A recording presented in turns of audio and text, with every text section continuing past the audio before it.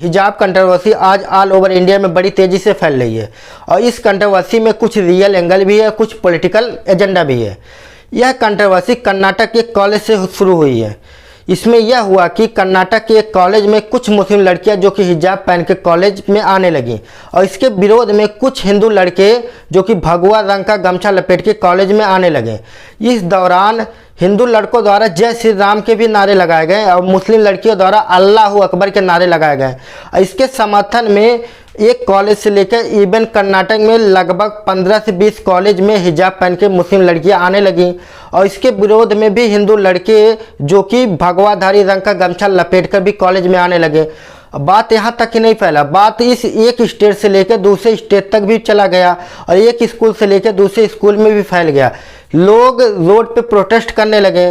मुस्लिम वर्ग को लगने लगा कि ये हमारा अधिकार है, हमारा फंडामेंटल राइट के अंतर्गत आता है और इसके समर्थन में प्रियंका गांधी और राहुल गांधी भी आ गए हैं क्योंकि कर्नाटक में इसमें बीजेपी का सरकार है तो अपोजिशन का इसमें इन्वॉल्व होना तो जाहिर सी बात है, इम्पॉसिबल हो ही नहीं सकता।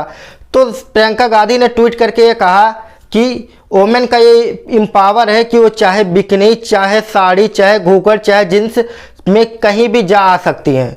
लेकिन शायद प्रियंका गांधी ये भूल गई हैं कि ये कॉलेज की बात थी। ओवरऑल इंडिया में आप कहीं भी हिजाब में जा सकते हो, लेकिन कॉलेज का एक ड्रेस कोड होता है, एक यूनिफॉर्म होता है जो राइट टू इक्वलिटी का प्रतीक होता है ताकि सभी धर्म और सभी धर्मों के लोग एक समान रूप में वहाँ पे देखा जाए। और इस कंट्रोवर्सी में कुछ तो अपने मेन मोटिव के लिए भी सपोर्ट कर रहे हैं जो कि वोट बैंक के लिए, और कुछ लोग धर्म के नाम पर भी भड़का रहे हैं।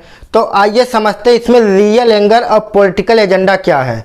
मुस्लिम वर्ग कहता है कि हिजाब पहनना उनका फुल राइट है क्योंकि यह राइट टू फ्रीडम रिलीजियस के अंतर्गत आता है। यदि फंडामेंटल राइट की बात किया जाए तो under article 25 to under article 28 of the Indian constitution provide for the fundamental right to freedom of religious which means article 25 which give us freedom to all citizen of conscience and freely profess practices and propagate।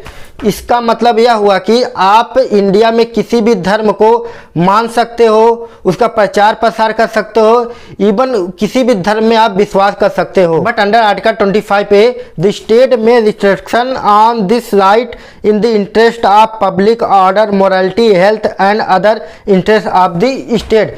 That means यदि इसमें 25A के अनुसार अगर जो राज्य सरकार चाहे तो इसमें हेल्थ, मोरालिटी और पब्लिक इंटरेस्ट के अनुसार इसमें पाबंदी लगा सकती है। इवन ओवरऑल बात यह हुआ कि आप कहीं भी कुछ भी पहन के जा सकते हो, किसी भी धर्म का प्रचार प्रसार कर सकते हो, यह आपका फंडामेंटल राइट है। बट इसमें स्टेट स्ट्रिक्ट हो सकता है जब उसको मोरालिटी और पब्लिक हेल्थ के सेक्टर में कोई इश्यू दिखाई दे। तो ओवरऑल देखा जाए तो धर्म को एजुकेशन से नहीं जोड़ना चाहिए क्योंकि एजुकेशन सेक्टर में भी कॉलेज यूनिवर्सिटी के कुछ रूल्स और रेगुलेशन होते हैं जो कि उनका कुछ ड्रेस कोड होता है जो राइट टू इक्वलिटी का प्रतीक है।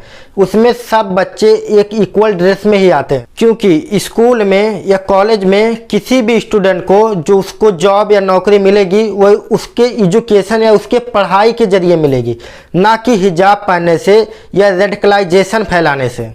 यदि ऑल ओवर वर्ल्ड की बात किया जाए तो majority of the Muslim country जैसे France, Russia, Netherlands, Iraq, Syria, Morocco, Lebanon जैसे देश में हिजाब पहनना कॉलेज और यूनिवर्सिटी में बैन है।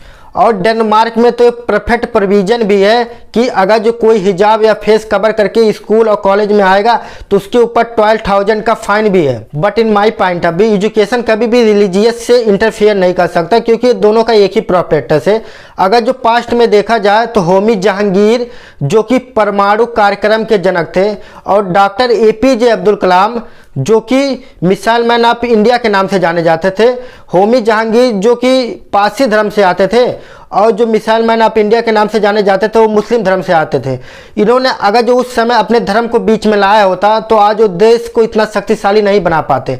तो ये डिसाइड आपको करना है कि आपको अपने बच्चों को रेडिकलाइजेशन में ले जाके खड़ा कर देना है, कट्टरवाद बनाना है कि हिंदू मुस्लिम धर्म के बीच में लाके खड़ा कर देना है या इनके जैसा गौरवान भी बनाना है। इवन पॉलिटिकल एजेंडा की बात किया जाए तो सब अपने वोट बैंक के पीछे लगे हुए हैं। मीडिया का तो काम ही अपना TRP इंक्रीज करना, तो रियल इश्यू पे ज़्यादा बात ही नहीं करेगी।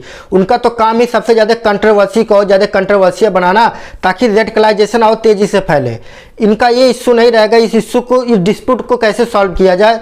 इवन इस डिस्प्यूट में बहुत ज़्यादा कोई कंट्रोवर्शियल चीज़ थी ही नहीं जो इतना ज़्यादा बनाया गया है। एजुकेशन और रिलीजियस का बहुत ज़्यादा इंटरफेयर की कोई बात थी ही नहीं जो ओवरऑल ऑल ओवर वर्ल्ड में इतना ज़्यादा फैला हुआ है। Now alert, live happily and peacefully because we can not believe in uncertainty, we can believe in faithfully and equality. तो तब तक लिए बाय और मिलते हैं कभी किसी अन्य वीडियो में।